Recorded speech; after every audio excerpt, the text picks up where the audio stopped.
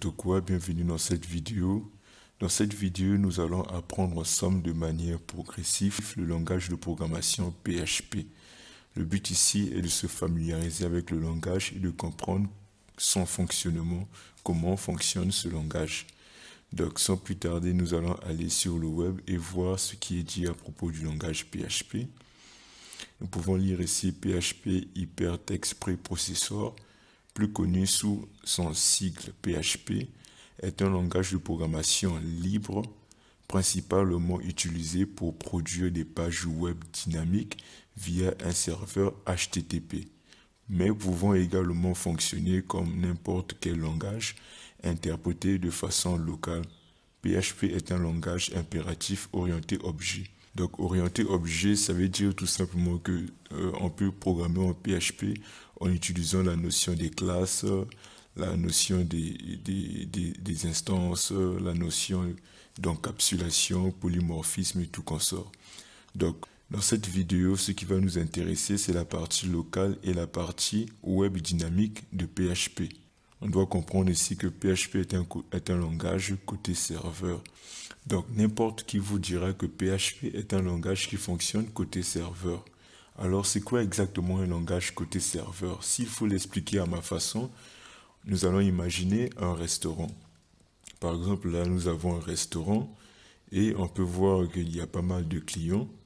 Le client ici représente tout simplement toi et moi qui consultent une page web telle que Google, par exemple, pour effectuer pas mal d'opérations telles que établir des recherches. Et le serveur représente tout simplement ce monsieur qui fournit des services aux clients. Donc, comme il n'a pas de nom, on va l'appeler monsieur Apache. Maintenant, où est la place de PHP dans cette image? Je dirais que PHP, c'est tout simplement ces couteaux, ces verres et ces assiettes comme on peut voir ici. Vu que PHP est un outil, c'est un langage de programmation, donc ça représente tout simplement cette cuillère, ces couteaux et tout consort. Maintenant, si la page web, c'est comme un peu ce menu vu qu'il présente tous les services d'un site web par exemple. Et s'il faut aller encore un peu plus loin, je dirais que ce vin représente tout simplement les données qui sont stockées dans la base de données. Et la base de données, c'est là où est stockée toute la totalité des vins stockés dans le restaurant. Donc, nous allons démontrer cela et ensuite nous allons installer des outils nécessaires pour pouvoir débuter avec PHP. Pour avancer dans ce tutoriel, je vous recommande de télécharger cet outil, ce logiciel Xampp. Si vous avez macOS, téléchargez via ce lien. Donc, conformément à votre système d'exploitation, vous téléchargez Xampp. Donc, Xampp, l'avantage avec Xampp, c'est quoi? Il installe le serveur Apache, MySQL et PHP lui-même. Donc, pour être un peu plus clair, comme on peut lire ici que PHP est particulièrement adapté au développement web. Donc, il a un fonctionnement côté serveur, ce qui fait en sorte que votre navigateur ne peut pas lire juste comme ça en cliquant un fichier PHP. Il faudrait la présence d'un serveur web. Donc voilà pourquoi je vous recommande, je mettrai en lien dans la description ce site-là où vous allez télécharger Xampp. Donc il n'y a pas que Xampp, il y a plusieurs logiciels de ce type qui installent en même temps Apache, PHP et d'autres outils importants, comme on peut voir ici Apache, MariaDB, PHP, Perl et tout consort. Donc, téléchargez cet outil pour que nous puissions progresser dans cette vidéo. Donc, après avoir téléchargé et installé Xampp ou un logiciel similaire tel que WAMP Server, je vous recommande alors d'ajouter PHP parmi les variables d'environnement, ce qui va nous permettre de compiler des programmes PHP depuis l'invité de commande de Windows. Donc pour ce faire, nous allons s'y rendre à l'intérieur du dossier Xampp installé dans notre machine dans le disque local C. Ça dépend de l'endroit où vous l'avez installé, mais nous allons s'y rendre dans ce dossier-là, Xampp. Donc une fois à l'intérieur du dossier Xampp, vous allez remarquer que X n'a pas eu à installer pas mal de choses telles que Apache, MySQL qui est un système de gestion de base de données. On a aussi PHP. Donc en temps normal, on aura à télécharger un à un ces choses-là, le serveur, PHP lui-même et tout consort. Donc nous, ce qui va nous intéresser premièrement dans ce dossier, c'est la présence de ce dossier PHP et ensuite copier le chemin que nous allons ajouter parmi les variables d'environnement en faisant clic droit sur ce PC, propriété, et nous allons aller sur paramètres système avancé, variable d'environnement, et nous allons chercher le path, comme on peut remarquer ici et là. Donc on va l'ajouter premièrement là-haut ici.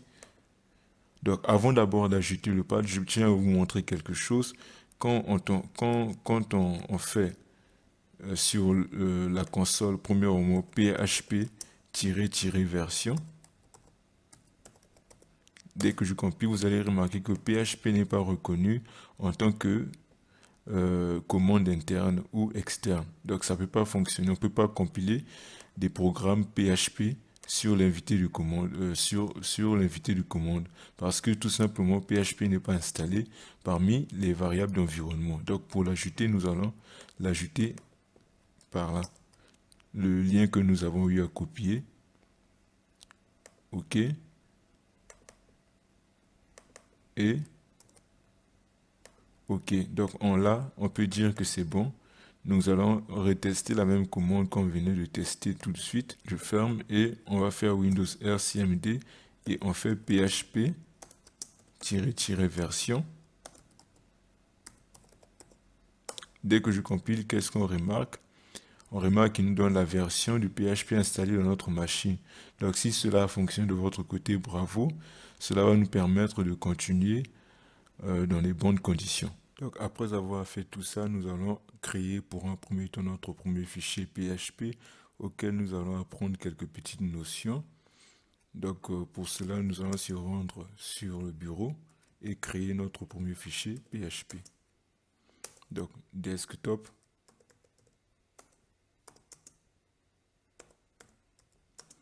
Je crée un fichier PHP que je vais appeler code.php. Comme on peut le voir ici, notre fichier a bel et bien été créé.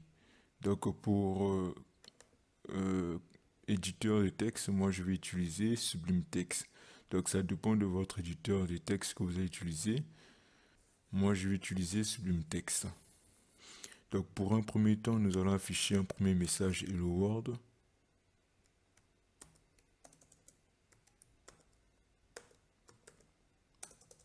Donc pour cela, vous devez écrire ceci. Vous ouvrez des crochets et vous écrivez echo.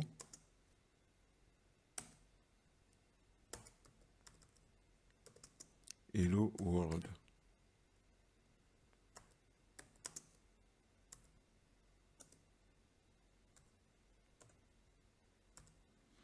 Ensuite enregistrer et nous allons ensuite compiler notre fichier, notre code ici. Donc pour le compiler, nous aurons besoin de l'invité de commande et ensuite se diriger où se trouve notre fichier.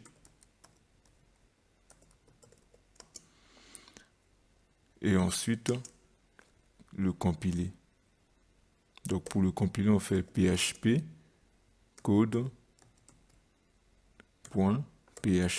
Donc dès que je compile, on peut remarquer ici Hello World. Donc il a tout simplement lu le message que nous avons eu à insérer à l'intérieur de nos balises PHP.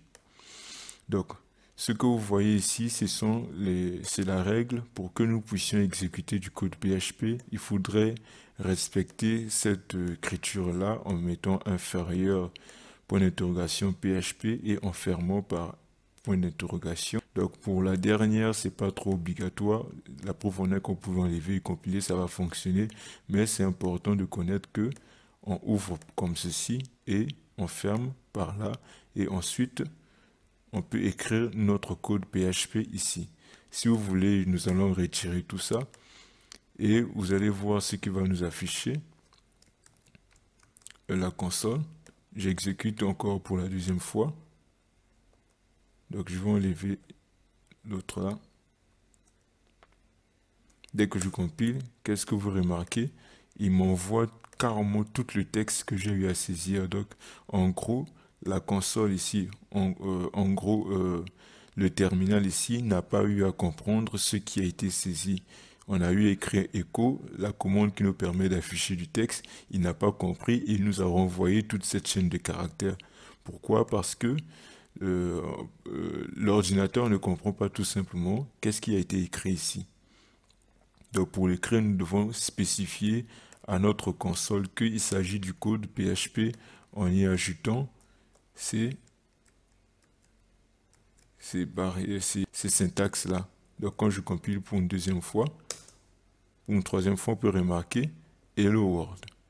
Donc si cela a marché de votre côté, bravo, nous allons avancer au fur et à mesure.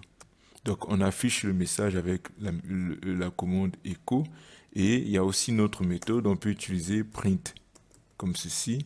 J'enregistre et quand nous allons compiler, vous allez remarquer que ça nous affiche le même résultat. Et c'est pareil pour les doubles cotes et pour les seuls cotes. Quand je peux compiler, quand je peux enregistrer, j'enregistre et je compile. On remarque aussi que c'est la même chose. Donc nous allons passer dans la notion des variables. Concernant les variables, rien de plus simple. PHP nous a facilité la tâche sur la notion des variables, à ce que on n'a pas besoin de préciser quel type de variable nous voulons déclarer. Il suffit juste de mettre $ et suivi du nom de notre variable. Par exemple, si par exemple je veux créer une variable qui va stocker les noms, je peux mettre par exemple nom.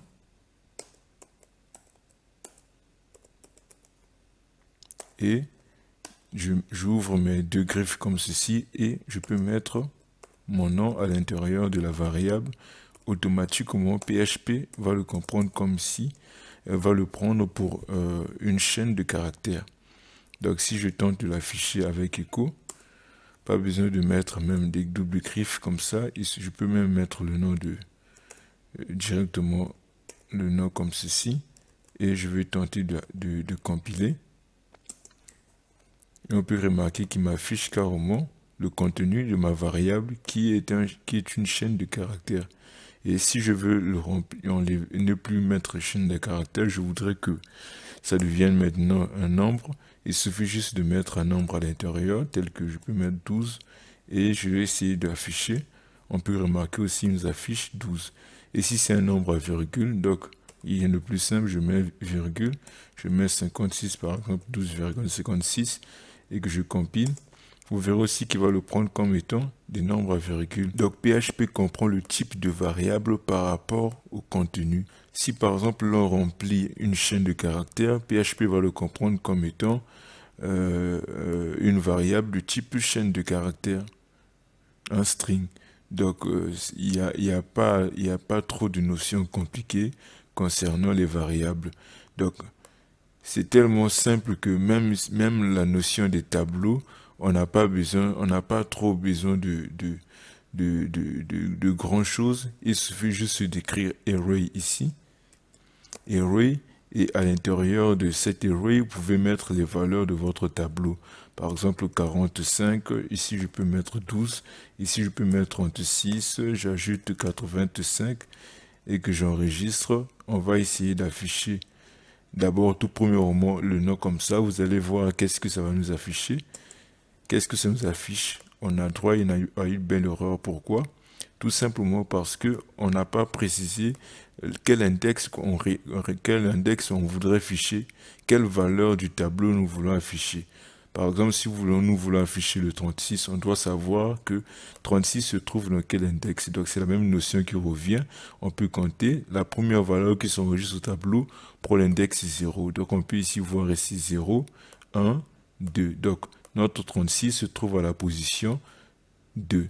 Donc il suffit ici d'ouvrir les crochets comme ceci et de mettre 2. Donc pour qu'il nous affiche ici sur la console, je vais compiler. Et il nous affiche bel et bien 36. Le 36 qu'on voulait afficher là.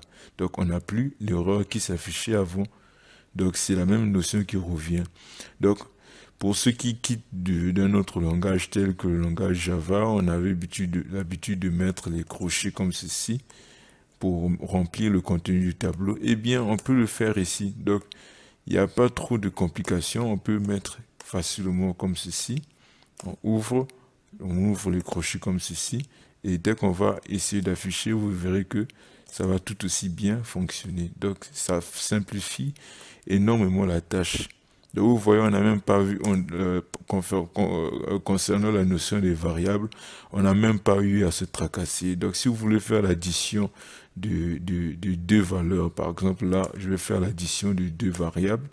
Je vais mettre, par exemple, une première variable qu'on va appeler var1, auquel nous allons le remplir de la valeur 15, par exemple, point virgule, et une deuxième variable que nous allons déclarer, que nous allons nommer var2.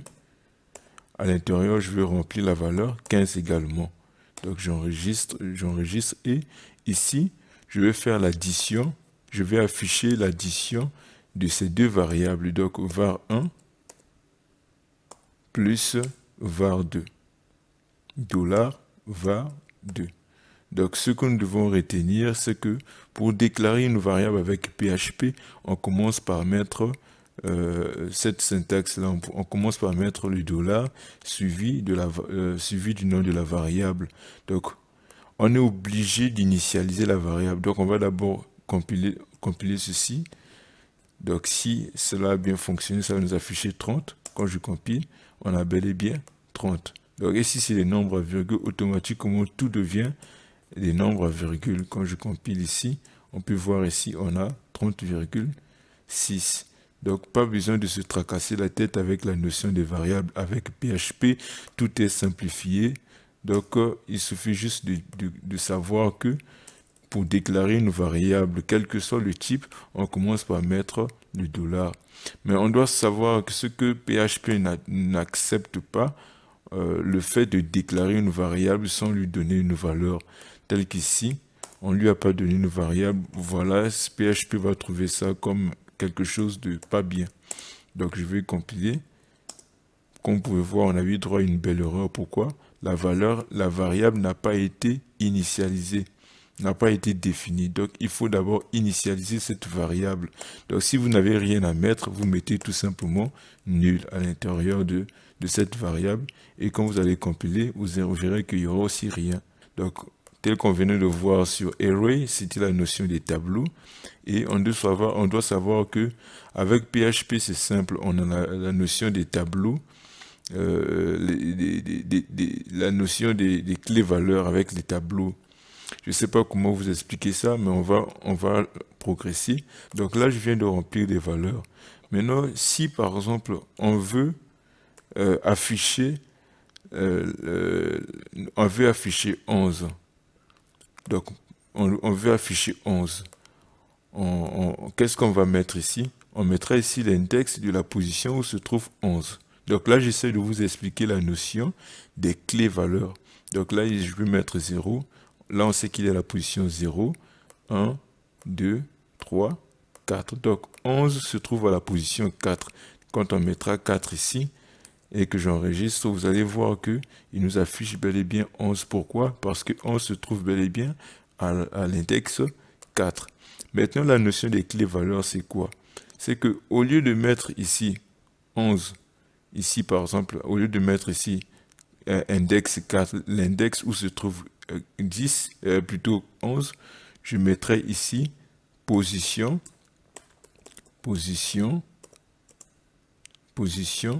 de, je vais mettre ici comme ceci, position de 11. Ça, c'est la clé. Maintenant, ici, on doit préciser cette clé-là. Je vais prendre ceci, je copie. Là, à côté où se trouve 11, je vais mettre ici CTRL-V et je vais mettre ici cette écriture-là, égale et supérieure. Donc, en gros, il va nous afficher 11. Donc, on va essayer de compiler. Dès que je compile, qu'est-ce qu'on voit ici? On a bel et bien 11. Mais qu'est-ce qui s'est passé? Maintenant, on savait que notre 11 se trouvait à la position 4. Mais est-ce que si je mets 4 ici, c'est 11 qui va s'afficher? Non, c'est 36 maintenant qui va s'afficher. Nous allons compiler ici. Qu'est-ce qu'on voit ici? On a 36. Maintenant, pour expliquer tout ça, qu'est-ce qui vient de se passer? Donc, en gros, c'est ça la notion des clés valeurs. Au lieu d'appeler 11 par son index d'une manière par défaut, on lui donne une clé spécifique avec un nom. Donc, on lui donne ce nouveau nom-là. Donc, pour trouver 11, on sera obligé maintenant d'utiliser cette clé-là. Donc, en gros, c'est ça. Il y a une méthode qu'on appelle vardump qui nous permet d'afficher le contenu de notre tableau. Donc, je vais mettre vardump et je vais afficher le contenu de notre tableau qui est qui est var1. CTRL V. Donc, on met double barre comme ceci. Et je vais afficher ce vardump. Qu'est-ce qu'on peut remarquer ici? Il nous affiche carrément le contenu de notre tableau en nous disant que voilà, ici c'est un int, là aussi c'est un int, ça ici c'est un int, et son index ici, il affiche dans l'index 3, on a un int qui prend la valeur 75, et ici on a position 11 qui est un int qui prend la valeur 11. Donc on doit savoir aussi que en PHP, on a la possibilité non seulement de remplir par exemple des ints tels qu'on venait de voir ici à l'intérieur de ce vardump, des ints, on peut aussi mettre des chaînes de caractères comme on veut. Par exemple ici, je vais essayer d'ajouter une chaîne de caractères Toto par exemple, ou bien j'ajoute encore ici une autre chaîne de caractères Tata, et j'enregistre. Quand on va y faire un petit vardump, qu'est-ce qu'on remarque ici? Il nous affiche ici qu'ici on a un string qui est de taille 4. Il nous affiche bel et bien ici Toto, comme on peut voir ici Tata. Donc, comment je peux dire, PHP est ouvert, comme on venait de le lire dans leur site. Comme on pouvait lire, PHP est rapide, flexible et pragmatique. Donc, il est pragmatique, c'est ça le mot. Donc, il ne complique pas énormément la tâche. C'est un langage de script. Donc, on avait eu à utiliser echo pour afficher une seule position, une valeur quelconque à l'intérieur du tableau en utilisant son index. Maintenant, si on souhaite afficher tout le contenu du tableau, donc, vous connaissez bien, on va utiliser la notion des boucles. Donc, c'est une boucle qui va parcourir tout le tableau. Donc, on va voir vite fait comment on utilise les boucles avec PHP. Donc là, c'est l'utilisation de la boucle for. Donc là, on passe déjà à la notion de la boucle for. Là, on utilise la boucle for pour parcourir le tableau et afficher le contenu de notre tableau. Donc là, on va utiliser maintenant un echo. Echo va nous permettre d'afficher le contenu de var. var1 et on ouvre les parenthèses ici, les crochets, on ouvre les crochets ici et on va mettre ici i, $i. Et ici on peut le faire suivre d'un slash, anti-slash n. Donc en gros il va parcourir notre tableau et afficher le contenu de ce tableau. Il va parcourir toutes les cases du tableau pour afficher chaque valeur d'une manière verticale. Donc, vu qu'il va faire un seul ligne à chaque fois qu'il va passer une valeur dans le tableau. Donc, je vais compiler. Je nettoie ici. Et comme on peut le voir ici, il a affiché le contenu de notre tableau. Mais qu'est-ce qu'on remarque ici à la fin? On a un set ici et un offset qui n'a pas été défini à la position 7. Ah voilà, c'est parce que on a débordé de notre tableau. On peut voir qu'arrivé à Tata, il a débordé. Donc ici, on a mis quoi? Slash strictement inférieur à la taille de notre tableau. Donc ici, je vais mettre -1. J'enregistre et on va essayer. Et voilà, on n'a plus débordé et on a la taille totale de notre tableau. Donc la boucle for permet de boucler en connaissant le nombre de fois qu'il va boucler.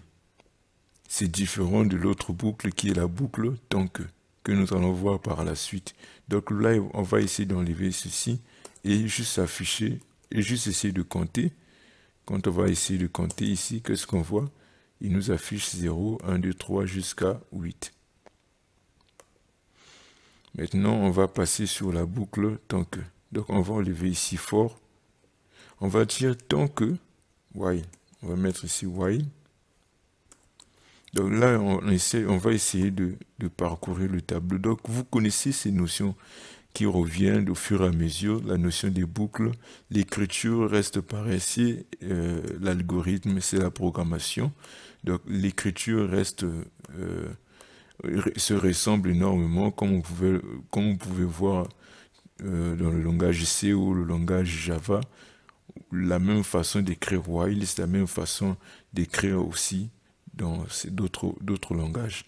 Donc ici, on a while, on veut afficher le contenu de notre tableau. Comment on peut procéder? Donc on va dire tant que, qu'est-ce qu'on peut dire?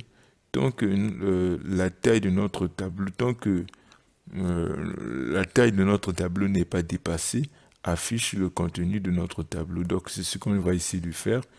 Je prends ici var 1, c'est notre tableau. Il va afficher le contenu de notre tableau. Et ici, on va dire tant que la taille de notre tableau n'est pas dépassée. Donc, ou bien on va créer une variable ici, i. Donc ici, on va mettre i, comme ceci. I qui sera égal à 0, point virgule.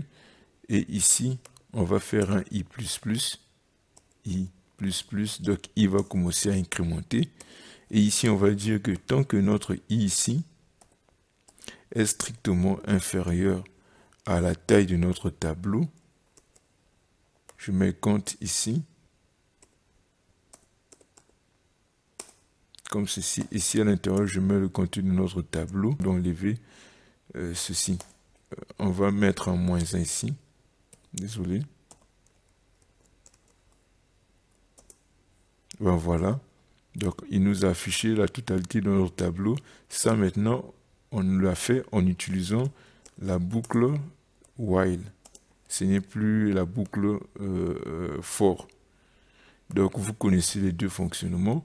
Avec while, on ne connaît pas le nombre d'itératifs possibles. On le dit seulement tant qu'on impose, tant qu'on n'a pas dépassé ceci, tant que notre i est inférieur à ceci, exécute ce qui est à l'intérieur. Mais une fois qu'on a dépassé, bah, tu sors de la boucle. Donc c'est exactement ce qui s'est passé. Ça, c'est la notion des boucles.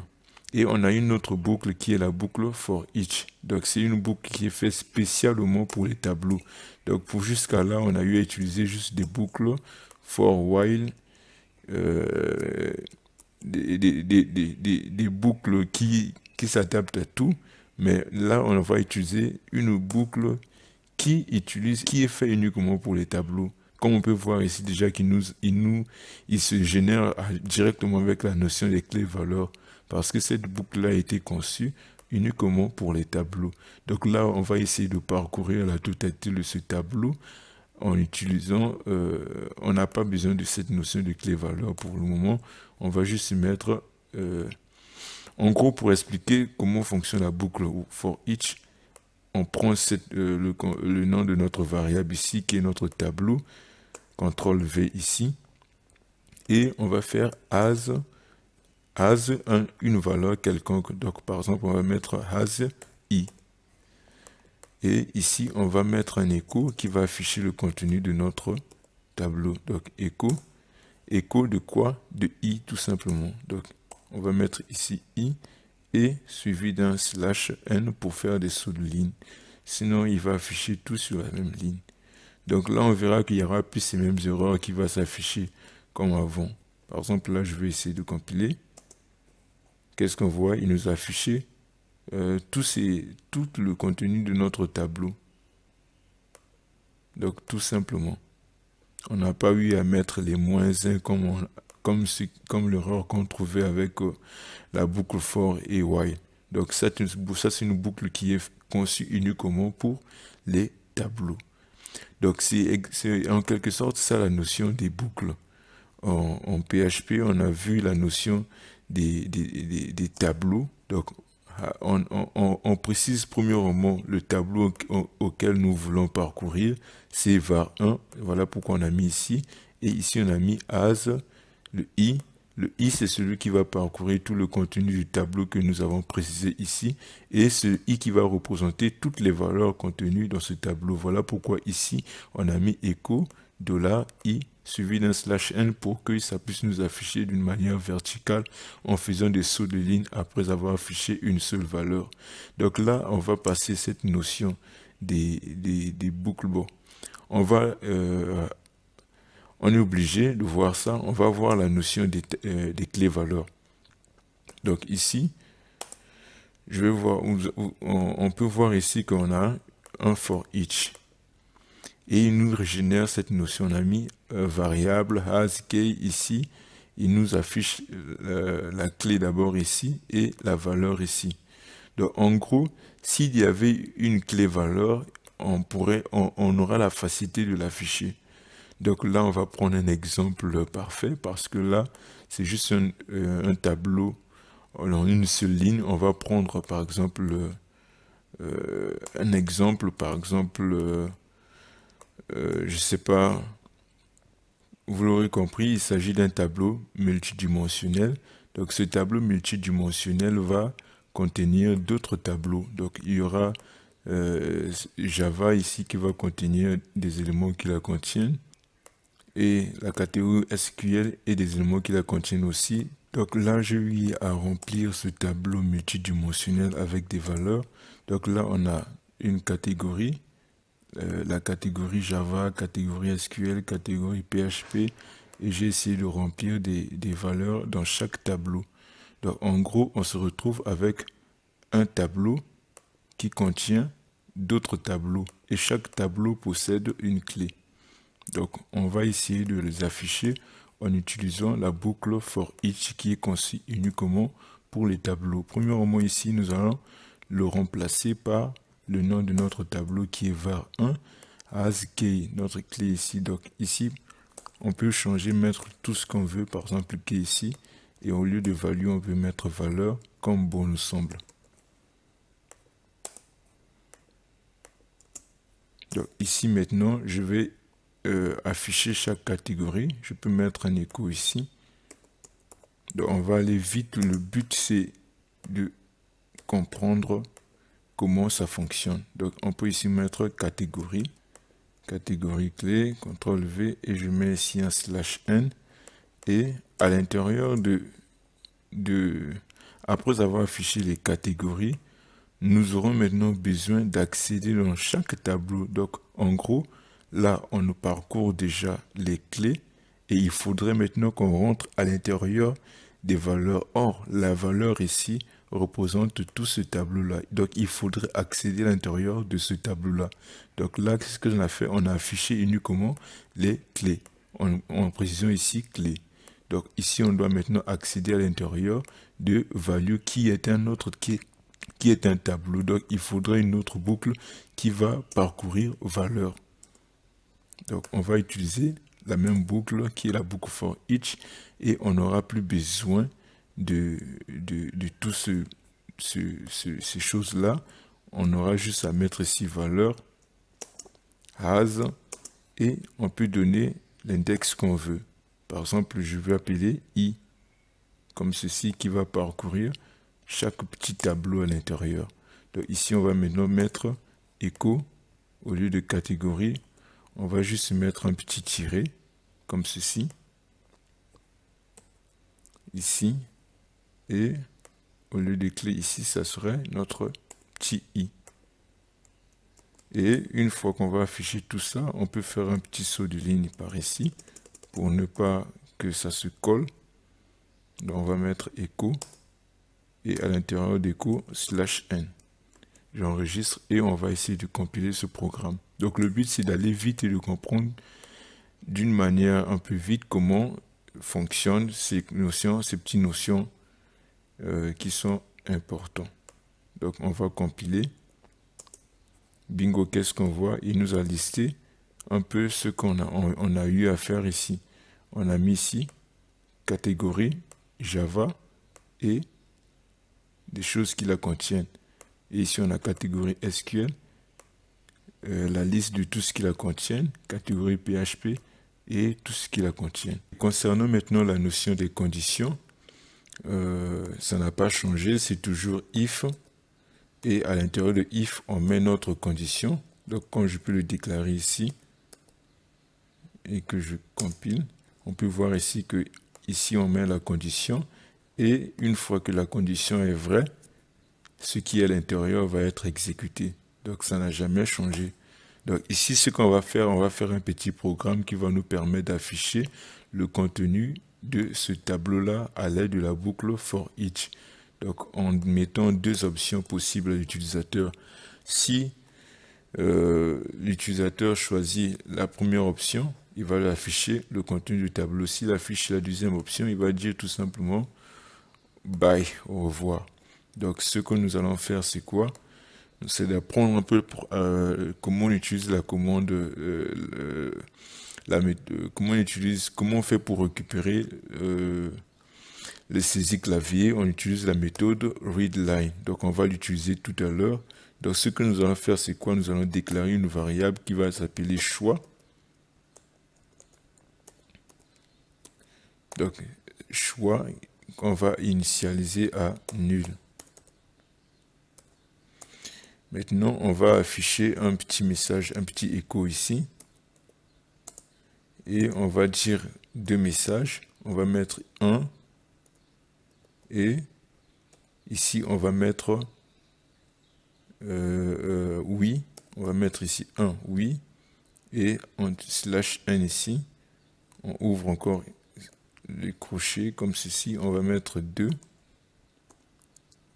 Point. On va mettre ici non.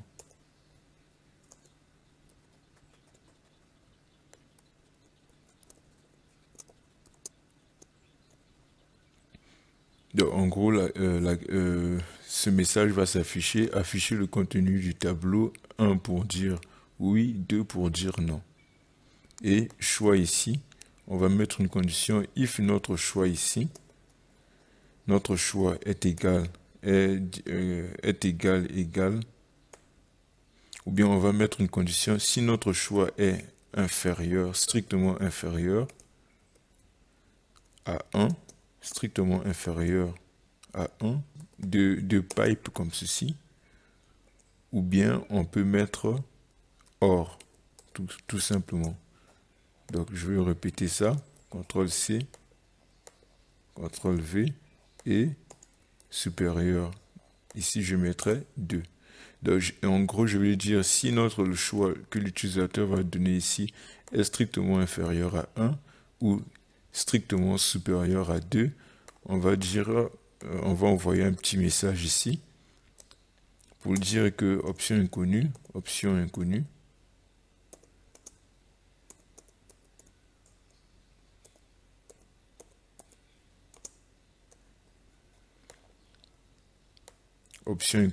et lui donner la possibilité de saisir encore, de faire encore un autre choix. Et ici, on va mettre else if. Donc, le else if de PHP s'écrit de manière collée, pas séparément. Donc, on colle comme ceci. Et ici, on va mettre la condition. Donc, ici, on va mettre si notre choix ici, CTRL-V, est égal à 1, c'est-à-dire afficher le contenu du tableau. On prend tout ce qui est ici, CTRL-X, et on va le balancer là. Et on aura un else à la fin ici, qui va prendre tous les cas contraires. Donc, il va carrément filtrer à ce que ça soit le 2. Puisque ici, il va se charger de recevoir de recevoir uniquement entre deux valeurs. Donc ici, s'il affiche, s'il dit non, on va juste mettre un petit message ici, bye. Donc, la fameuse méthode qui permet de récupérer les saisies du clavier, c'est tout simplement, c'est tout bête. On va mettre readline. Donc ici, on va venir ici. On va mettre ici readline en prenant d'abord choix ici. C'est choix qui va prendre ce qui sera saisi par l'utilisateur. On mettra ici readline et point virgule. Et c'est tout. Donc, il suffit de mettre readline comme ceci et il va récupérer ce que l'utilisateur va saisir. Si ça n'a pas marché, s'il écrit une valeur qui n'existe pas, on va aussi mettre encore un autre readline ici. On enregistre et on peut compiler notre programme.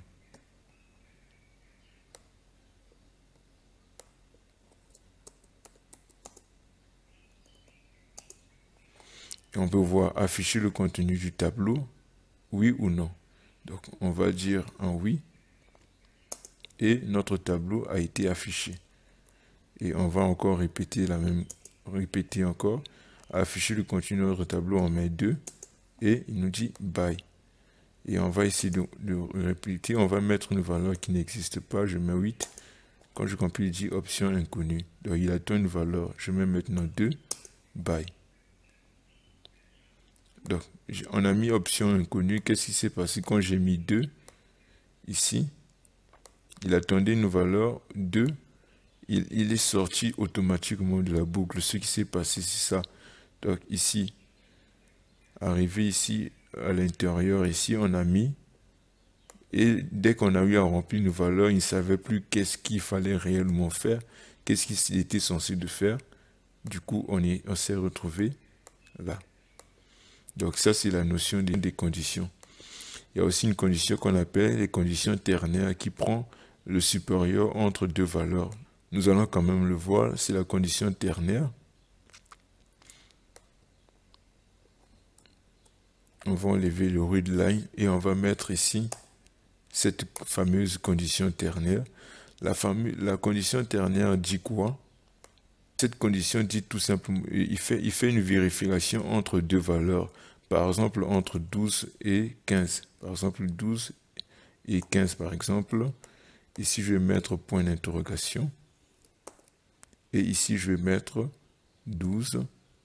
2 points. Ici, je mets 15. Point virgule. Donc, en gros, la condition ternaire dit quoi? La condition ternaire dit si 12 est strictement inférieur à 15, choix va prendre la valeur 12. Maintenant, si 12 n'est pas strictement inférieur à 15, choix va prendre la valeur 15. Donc, au lieu de faire entre les 12 et 15, ici, on va mettre ici, il va prendre la valeur 1 pour qu'il nous affiche le contenu du tableau. Et ici, on mettra 2. Donc, on sait très bien que 12 est strictement inférieur à 15. Choix va prendre, dans ce cas, 1. Et du coup, quand on va compiler, qu'est-ce qu'on va remarquer? On va remarquer tout simplement qu'il va nous afficher directement le contenu de notre tableau, comme on peut voir ici. Maintenant, si ici, au lieu de 12, au lieu d'inférieur, je mets supérieur, du coup, choix va prendre la valeur 2. Au lieu qu'il nous affiche le contenu du tableau, il va nous dire bye tout simplement. Donc, si ça, c'est la condition ternaire.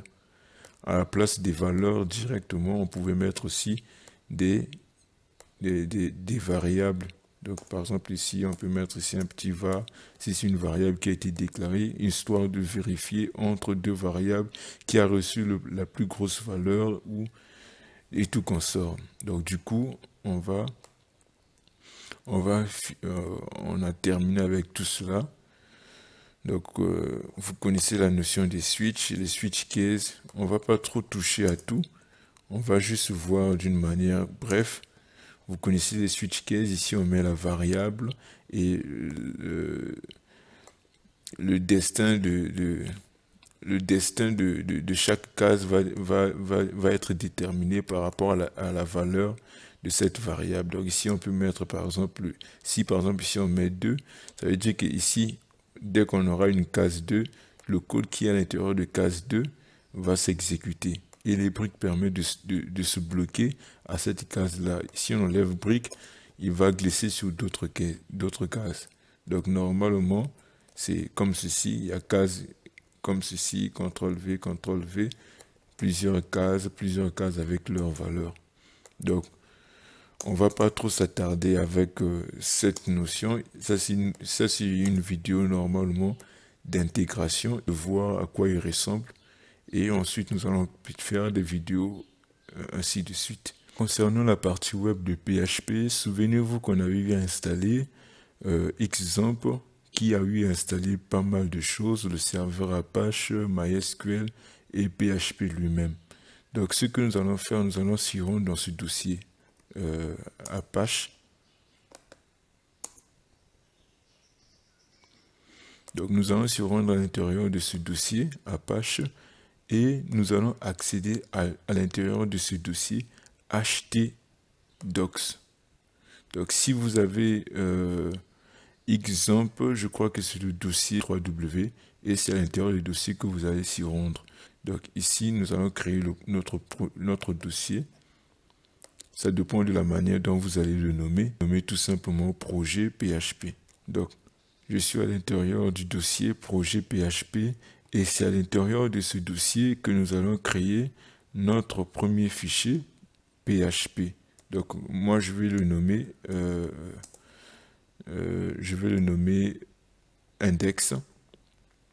Donc, je vais créer un nouveau fichier que je vais nommer index.php. Donc, tel qu'on peut voir, mon fichier a bel et bien été créé. Mon fichier index.php. Qu'est-ce que nous allons faire? Nous allons lire ce fichier avec le navigateur, histoire de voir qu'est-ce qui se passe. Ben, on a une page blanche, rien à l'intérieur de notre fichier PHP. On va ajouter du code. Donc là, je vais ouvrir mon fichier avec Sublime Text et je vais pouvoir ajouter du code PHP. Salut. Je compile et on va actualiser. Quand j'actualise, qu'est-ce qu'on voit? Eh ben, il me renvoie carrément le contenu de ce que je viens d'écrire. Donc, en gros, qu'est-ce qui vient de se passer? Le navigateur a tenté de lire le contenu de notre fichier, mais ne comprend pas exactement qu'est-ce qui a été écrit. Et du coup, qu'est-ce qu'il fait? Il nous renvoie tout ce qu'on vient d'écrire. Donc, il a pris tout ça comme étant une chaîne de caractères. Mais qu'est-ce qu'il faut faire pour que notre navigateur puisse comprendre cela? Eh bien, on va revenir à cette notion de serveur. Donc, il faudrait le serveur pour que le navigateur comprenne le contenu qui a été écrit, pour qu'au lieu qu'il nous affiche toute l'arborescence ici, qui nous affiche uniquement ce message qui est à l'intérieur, qui va nous permettre d'évoluer par la suite et de pouvoir créer des sites web dynamiques. Donc ce que nous allons faire, c'est quoi? C'est de démarrer Apache. Donc si vous pouvez revenir dans le dossier ici, exemple ici, et vous pouvez cliquer sur, je crois bien c'est Xampp Control. Donc on va cliquer Xampp Control. Donc une fois que vous aurez cette interface là, après avoir cliqué sur Xampp Control, vous allez démarrer Apache et MySQL. Donc ces deux fichiers là. Donc si vous démarrez Apache, en gros le navigateur pourrait comprendre maintenant le contenu de notre fichier et de prendre le nom, d'enlever tout ce qui se trouve ici. On peut enlever tout ce qui vient après ceci et on va mettre localhost. Donc vous allez créer localhost. Localhost.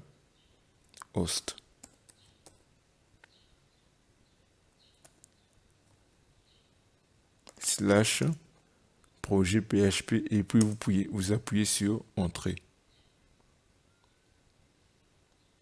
Qu'est-ce que vous remarquez? Ce site est inaccessible. Vous voyez? Donc c'est en gros le localhost, c'est l'adresse IP locale de votre machine, le 127.0.0. Donc je ne vais pas trop vous tracasser avec ces notions de réseau avec les histoires d'adresse. Comprenez tout simplement que ça fonctionne avec cette adresse-là, telle qu'on peut voir ici, le 127.0.0.1. Donc nous allons démarrer Apache ici. Je vais démarrer Apache. Une fois que Apache va être démarré, vous allez voir que ici ça deviendra vert. Donc quand je vais réactualiser ceci, qu'est-ce qu'on va remarquer? En gros, on remarque que le navigateur, comme par magie, a eu à comprendre le contenu de notre programme ici. Donc ce qui a été écrit à l'intérieur ici, il a tout simplement affiché ce qui se trouve à l'intérieur. Donc en gros, notre navigateur a eu à comprendre le contenu de notre fichier. Et qu'est-ce qui a permis de faire cela? C'est tout simplement le serveur Apache. Comme je le disais bien au début, PHP est un langage qui fonctionne, qui a un fonctionnement côté serveur. Donc il faudrait ce serveur, comme vous pouvez lire ici Apache. Apache là, c'est un serveur qui nous a permis de lire ce fichier PHP. Et MySQL ici, c'est tout simplement un système de gestion de base de données. Donc pour avoir MySQL ici, on va faire localhost et phpMyAdmin, comme on peut voir ici, phpMyAdmin. Donc je vais le démarrer. Si par exemple vous démarrez votre Apache et que ça vous affiche un mot de passe comme ceci, c'est tout court pour mettre route et ici route, mais dans la majeure partie des cas, on n'a pas besoin de mettre le mot de passe. Donc vous pouvez mettre ici go. Et là on accède tout facilement à l'intérieur de notre système de gestion de base de données. Donc phpMyAdmin, ça va nous permettre d'utiliser MySQL. Donc là on pouvait voir que ça nous a affiché notre message ici, salut, qui est notre code qui est à l'intérieur. Donc j'aimerais bien qu'on puisse faire cette partie, mais pour ne pas trop alourdir la vidéo, je pense qu'on va s'arrêter là et nous allons continuer dans une nouvelle vidéo pour essayer de voir comment on gère les formulaires HTML et comment enregistrer des valeurs dans la base de données pour pouvoir l'afficher. Donc on se retrouve dans une nouvelle vidéo. Ciao.